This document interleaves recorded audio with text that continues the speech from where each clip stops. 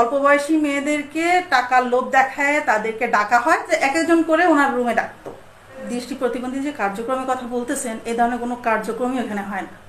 আপনার নাম বলবেন আর বর্তমান আপনার অবস্থা? আমার নাম নিশাত, আমি দৌলতপুরে আছি। আচ্ছা, দৃষ্টি প্রতিবন্ধী সংস্থাতে আপনি কত বছর চাকরি করছেন? আমি 2015 সালে একবার চাকরি করছিলাম, সেখানে 6 মাস ছিলাম। কতটুকু জানতে পারছি যে লায়ন মঈনুদ্দিন সাহেব আপনার দূর সম্পর্কে আত্মীয় হয়, কি হন আপনার? উনি হচ্ছে কি আমার মামাতো ভাইয়ের মেয়ের জামাই, মানে আমার ভাইজি জামাই। আপনার ভাইজি জামাই। আপনি যে তার লায়ন মঈনুদ্দিন সাহেবের শাশুড়ি হন। জি। মূল উদ্দেশ্য আপনি কখন জানতে পারলেন? মূল উদ্দেশ্য আমি ট্যুরে যেয়ে জানতে পারছি। উনি আমাকে বলে যে ট্যুরে যেতে হবে। তারপরে আমি ট্যুরে যাওয়ার কথা বলে, যেহেতু মেয়ে জামাই, তার উপরে তো বিশ্বাস রাখাই যায়। ভাইজি জামাই আর মেয়ে জামাইয়ের মধ্যে তো পার্থক্য নাই।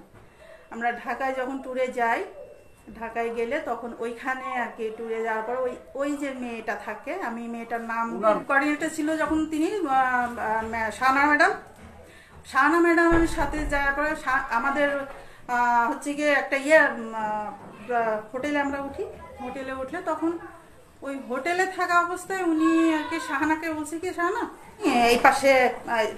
এই পাশে শোয়া, মানে উনি যে পাশে চলাচল করতে পারবে। তা শাহানার কাছে কি যে ঠিক আছে আমি ওকে এই পাশেই শোয়াবো। তা বলে তা আমি পরে শাহানা বললাম যে না, আমি এই পাশে শোবো না, আমি ওই পাশে শোবো। তারপর শাহানা চিল্লাই বলতেছে যে নিশাত আপু তুমি ওই পাশে শুচ্ছ, তাহলে ঠিক আছে ওই পাশেই শো, তাহলে আমি এই পাশে শুচ্ছি। মানে তাকে জাস্ট আওয়াজ দিয়ে বুঝাই দেওয়া হলো যে আমি কোন পাশে আছি।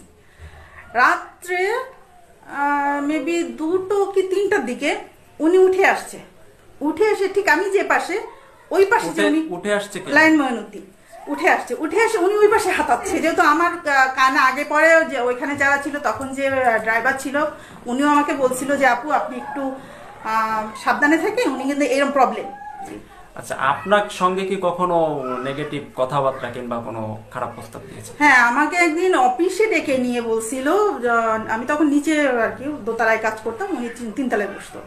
একদিন অফিসে নিয়ে আমাকে বলতেছে যে শাশুড়ি তুমি কি কিছু বোঝো টোঝো না? তাই আমি না খালু, আমি কি বুঝবো। তা হচ্ছে কি 2টো মেয়ে কি বাতাসে হয়েছে তোমার, যে তুমি কিছু বোঝো না?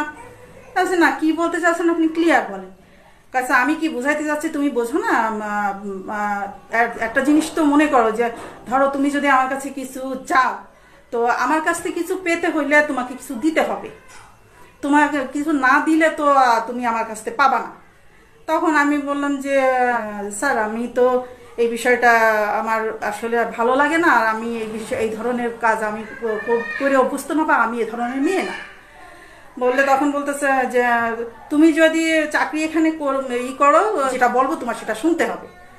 তখন আর কি যেটা করতে হবে সেটা শুনতে হবে। এইটা কি ওনার চাকরির ক্ষেত্রে, চাকরি মানে আপনার যে দায়িত্বটা দিয়েছিল সেই দায়িত্বের ক্ষেত্রে নাকি পার্সোনালি কোনো ক্ষেত্রে? পার্সোনাল। আচ্ছা আচ্ছা, মানে একেবারে পরিষ্কার কথায় বলা যায়, তার সাথে আমার বেড়ে যেতে হবে। আচ্ছা আচ্ছা, আচ্ছা ঠিক আছে। আচ্ছা, পরবর্তীতে যেহেতু আপনার সম্পর্কে সে হচ্ছে জামাই হয়, তখন আপনি কি ওইখানে এনার এই প্রস্তাবে রাজি হয়েছিলেন, কিংবা তখন আপনার ভূমিকা কি ছিল? না, আমি ওনার সাথে ওইটা শুনে আসার পরে আমি নিচে এসে অনেক কান্না করছিলাম। তারা বলতেছিল কি ব্যাপার আপা, কি হয়েছে? তাই আমি বললাম যে লায়ন মঈনুদ্দিন স্যার আমার সাথে এইসব বলছে, আমার তো এসব আমার পক্ষে সম্ভব না, আর আমি তাহলে আমার পক্ষে এখানে চাকরি করাও সম্ভব না। ওরা অনেক বুঝাইছে, মানে যে একটু চেষ্টা করে দেখেন, যদি তার সাথে এই কাজটা রেখে আপনি যদি পারেন একটু এড়াই থেকে কাজ। একটা মানুষের সাথে তার সংস্থায় কাজ করতে গেলে তার কাছ থেকে আমি এড়াই তো চলতে পারবো না, কারণ আমার তো তার সাথে থাকতেই হবে।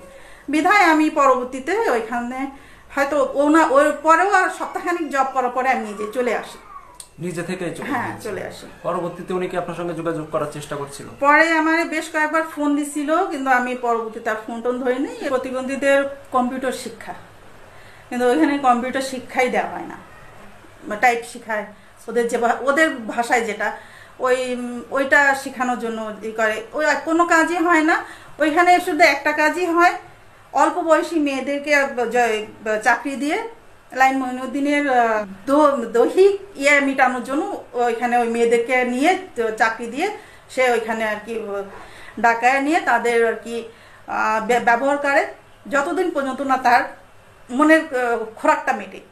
মনের খোরাক, এমনকি মনের খোরাক মেটার পরেও যারা তার কথায় সাড়া দেয়, সাড়া দেওয়ার পরেও তাদের চাকরি তখন আর থাকে না, তাদেরকে কিন্তু বের করে দেয়। আমাদের একটাই চাওয়া যে এর তো পূর্ণ তদন্ত হয়ে এর একটা সুষ্ঠু বিচার হোক। কারণ এইভাবে তো আজ এক দুজন না হলেও যে কতগুলো আমি হিসাব করতে পারবো, হিসাব করে বলতে পারবো না। এমনও আছে, আমি 2015 সালে যখন কাজ করছি 2-3টে মেয়েকে আমিই বাঁচাইছি, আমি ওদেরকে মানে চাকরি থেকে ওরা পরবর্তীতে মানে